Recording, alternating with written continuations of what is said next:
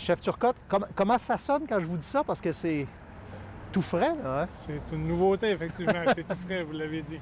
Là, il y a des collègues qui ont commencé à vous appeler chef? Oui, mais je pense que c'est plus en guise d'amitié, là, puis taquinerie. Là. Écoutez, je regardais les notes en préparation de notre discussion, puis je voyais que j'allais vous parler de nouvelles centrales, de construction d'échéanciers, de dépassement de coûts. J'avais l'impression que j'allais parler à un chargé de projet. Non, mais ça occupe beaucoup de place dans votre temps, ça?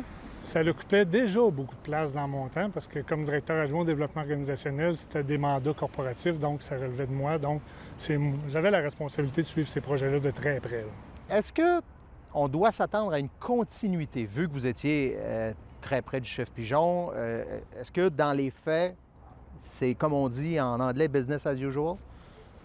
On peut le dire comme ça, mais moi, j'irais un petit peu plus loin que ça.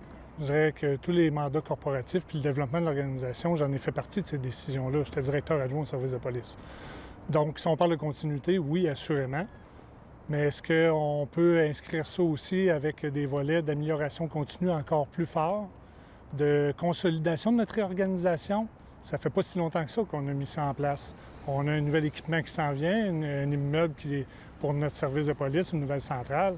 La pandémie nous l'aura démontré, le travail de policier a grandement évolué.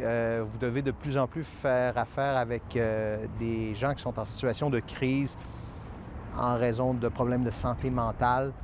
Ça fait partie du virage que vous voulez entreprendre ou poursuivre? On va le poursuivre parce que déjà ici, à la Ville de Québec puis au service de police, on a déjà une recette. Je ne dirais pas aller jusqu'à dire qu'on est unique au Québec, mais le réseau avec les partenaires communautaires dont Pêche, entre autres, qu'on a une entente avec eux puis qui interviennent à notre demande en tout temps. Est-ce qu'on est les meilleures personnes pour prendre en charge de leurs problématiques de santé? On est un joueur dans l'équipe. Moi, je vois ça comme un travail d'équipe, s'occuper des problématiques de santé mentale dans une ville comme la nôtre. Mais oui, on fait partie de l'équipe à temps complet. L'image, le tissu social de Québec a beaucoup changé au cours des dernières années. Puis là, je regarde autour de nous, il y a Sandra des Communications qui est là, une femme blanche, vous un homme blanc, moi un homme blanc. Derrière la caméra, la même chose. On n'est pas représentatif maintenant du tissu social de Québec.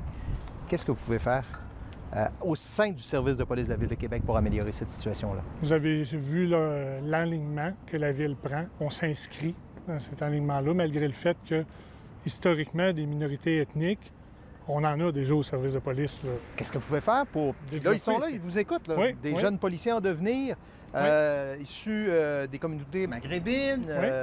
Qu'est-ce qu'ils peuvent faire pour dire, moi, je veux être police à Québec? Là? Bien, donc, nous, on est ouverts s'ils veulent nous poser des questions, nous rencontrer, on est très ouverts, mais on va aller à leur rencontre. C'est un petit peu le plan que je vais déposer là, avec M. le maire là, dans les prochains jours.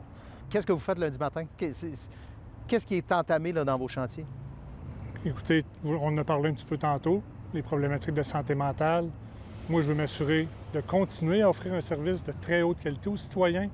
Je peux-tu le bonifier? Si je peux, je vais le faire. Chef Turcotte, merci beaucoup. Merci.